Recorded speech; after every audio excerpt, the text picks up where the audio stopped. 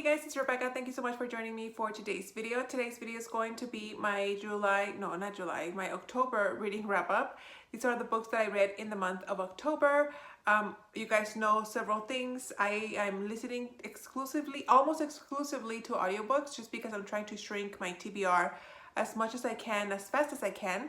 And then 2, I recently hurt my back, which is why I'm sitting on the couch that it usually is behind me. And 3, I cannot sit for long periods of time just because it hurts my back. So if I do this like I seem like to be in a rush, I'm so sorry. It's just I'm trying to film this as fast as I can.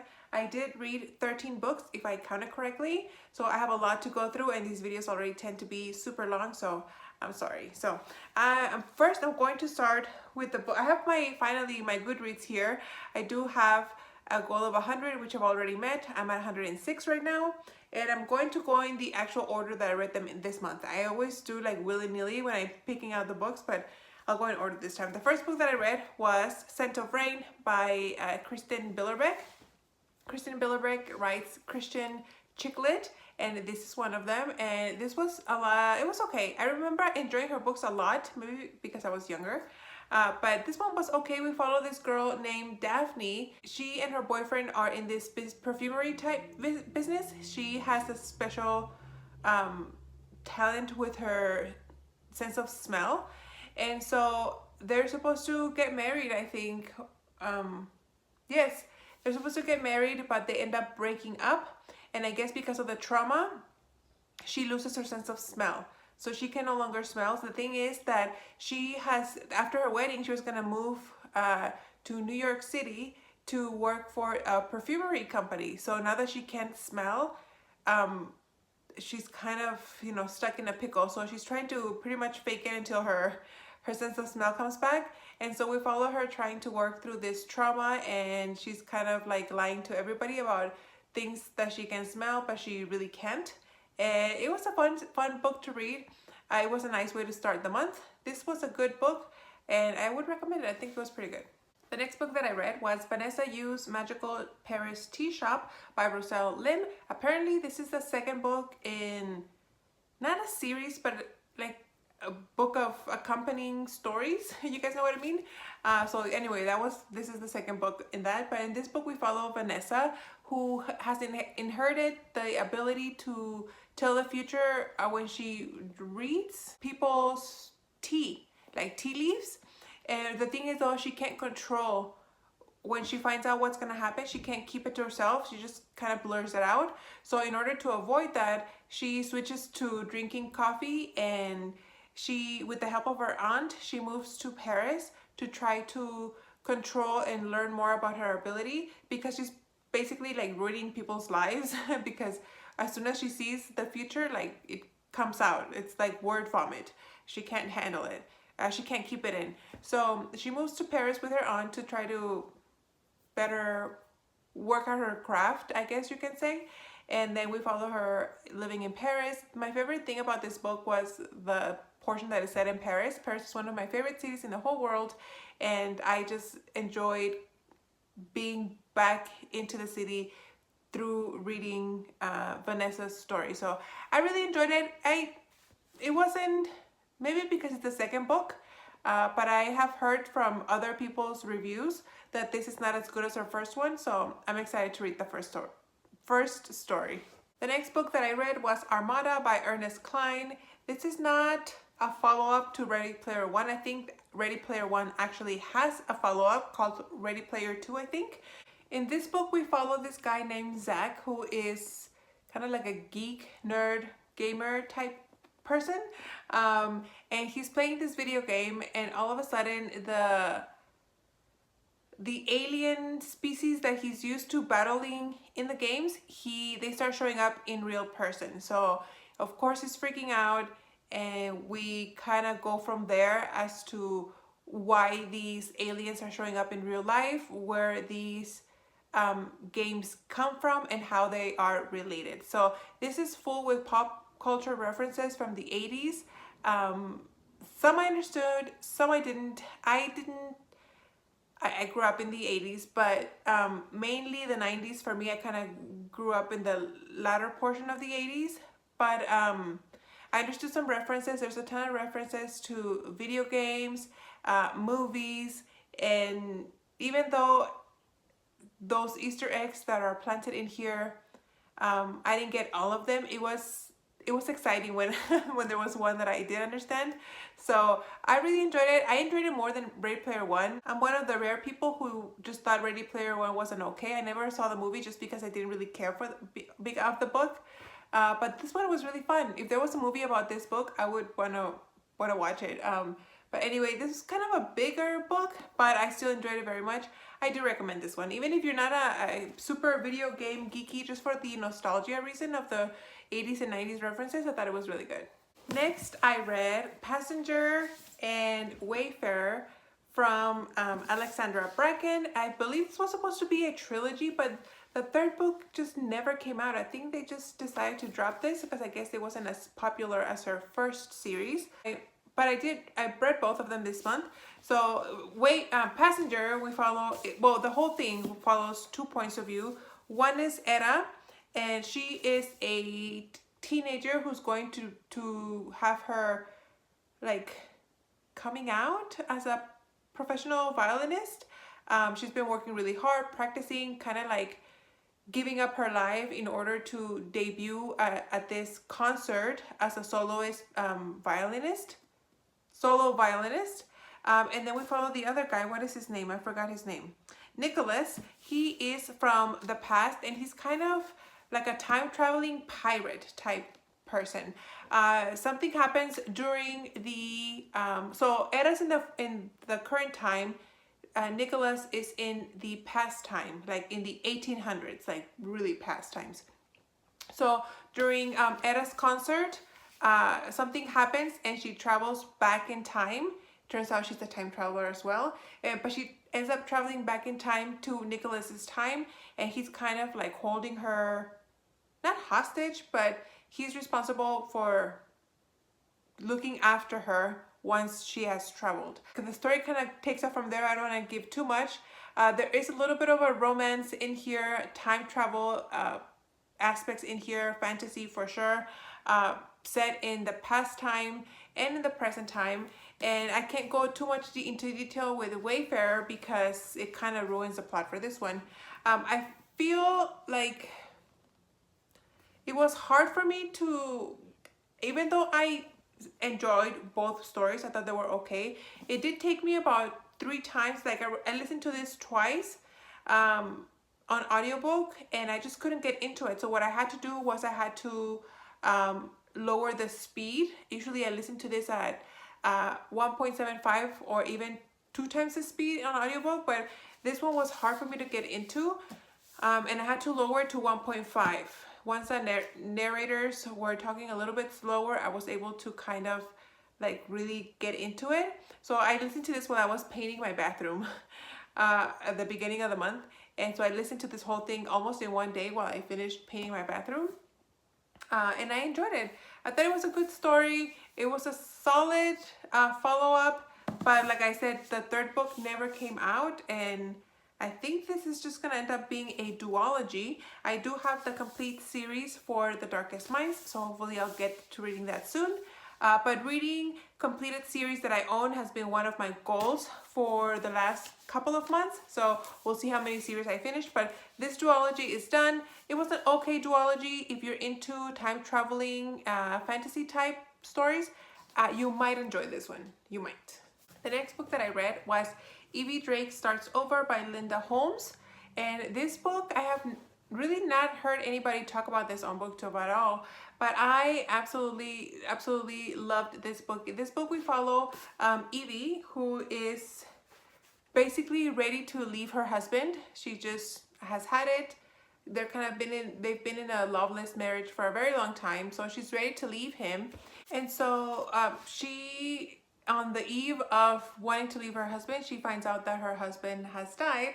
So she's been kind of grieving her husband, not really because she was ready to leave him. She didn't love him anymore. Then fast forward a little bit, then we meet Dean, who is a baseball player. The thing is that Dean has lost his ability to pitch. He can no longer pitch for whatever reason. His arm just won't do it. So he's been getting a lot of bad press. So he decides to run away up to Maine. This is where this book is set, and he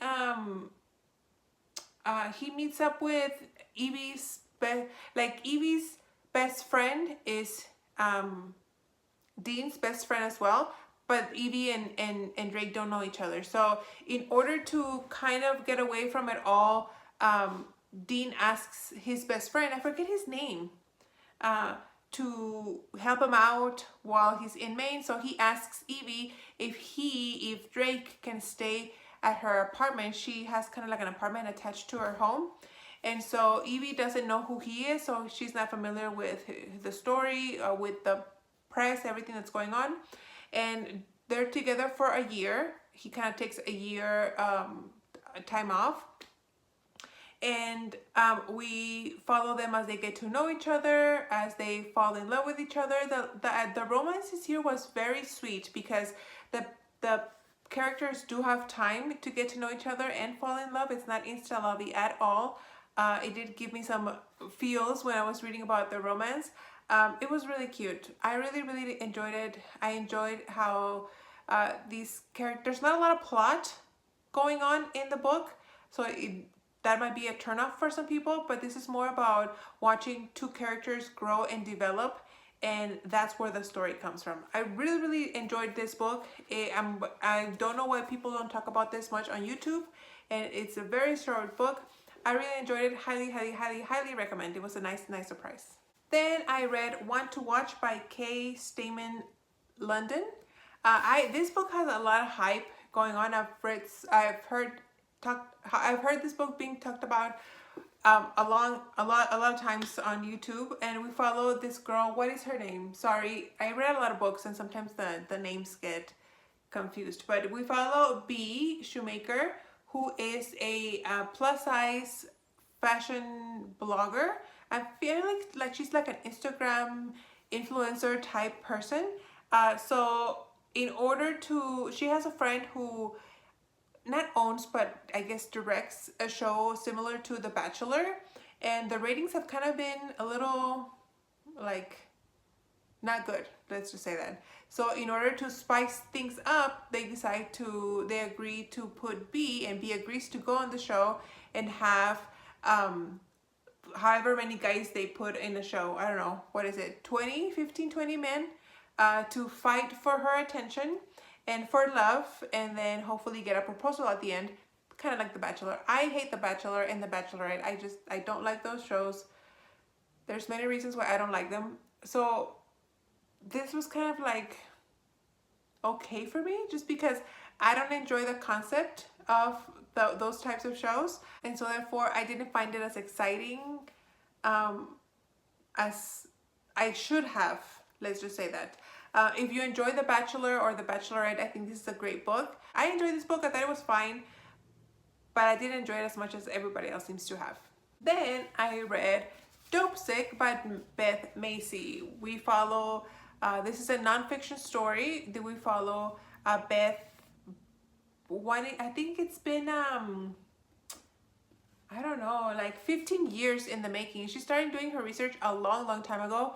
We follow the story about Purdue Pharma, which is a pharmaceutical company, and how they falsely advertised the drug OxyContin as a basically non-addictive drug.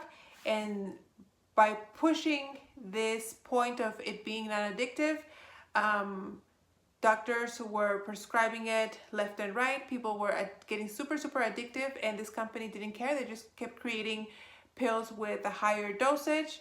There was a lawsuit filed against Purdue Pharma, and they lost the lawsuit. Like, Purdue lost, and they had to pay out like all these money to all these people, and they had to the Sackler family owned Purdue Pharma.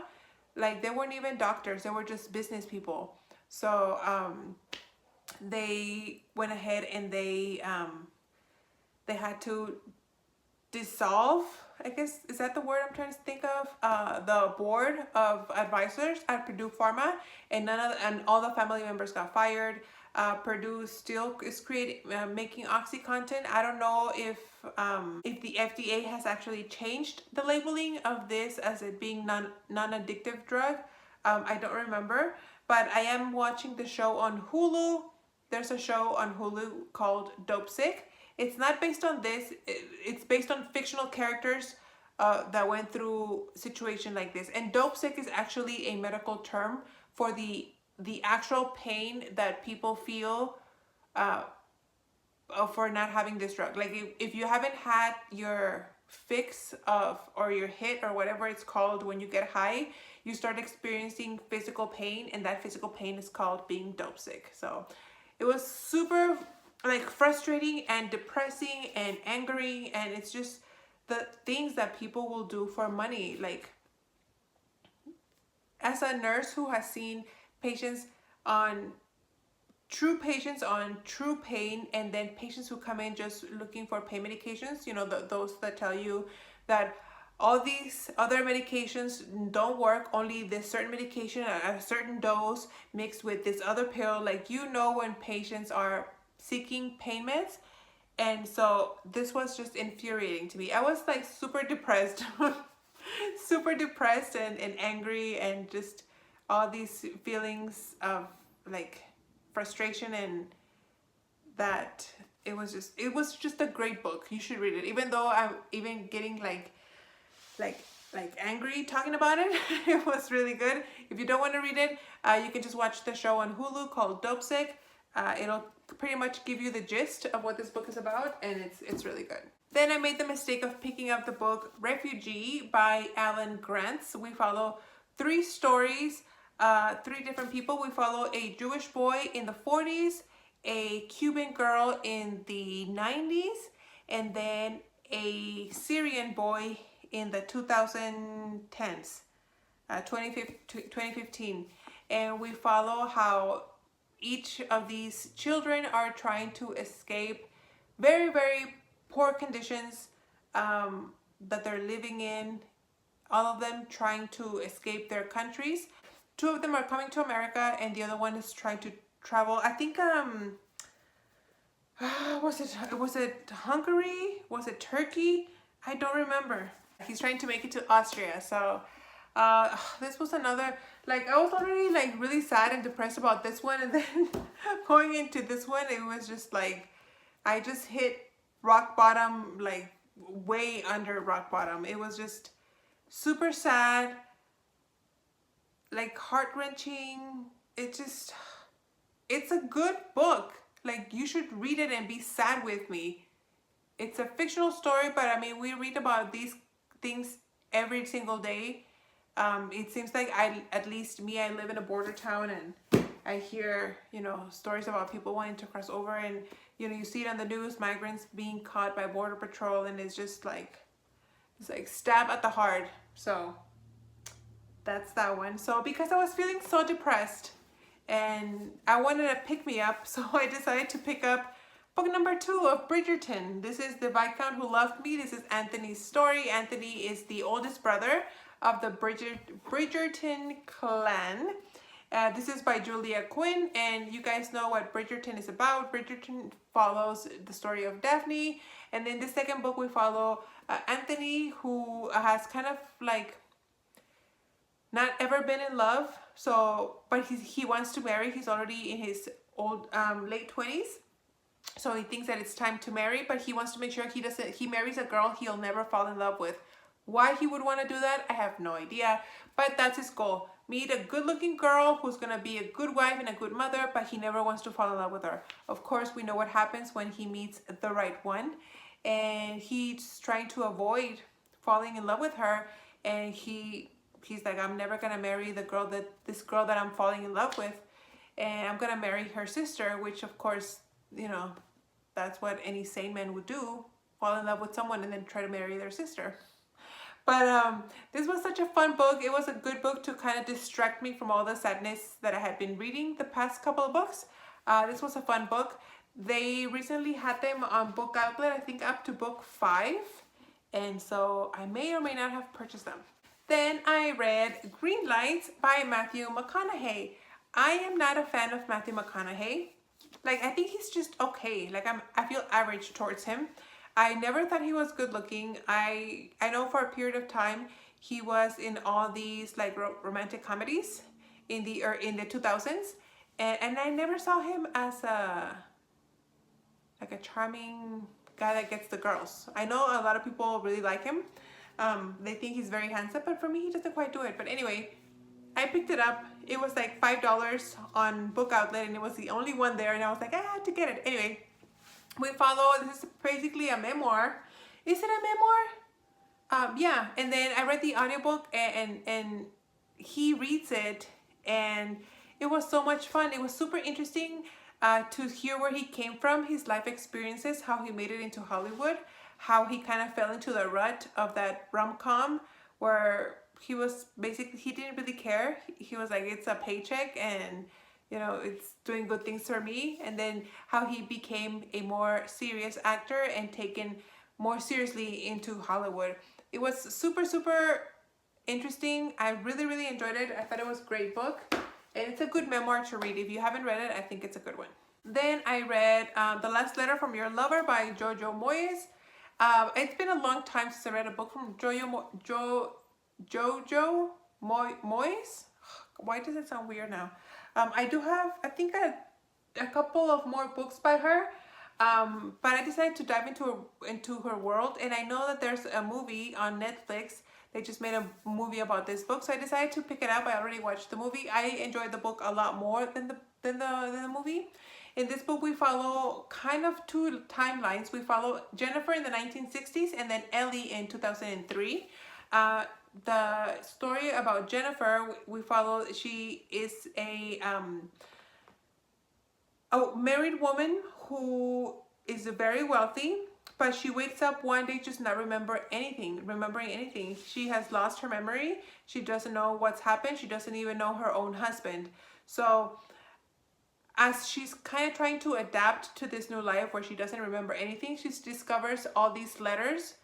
She starts discovering letters to her from this man who obviously loved her very much and she was supposed to run away with. We're trying to find out.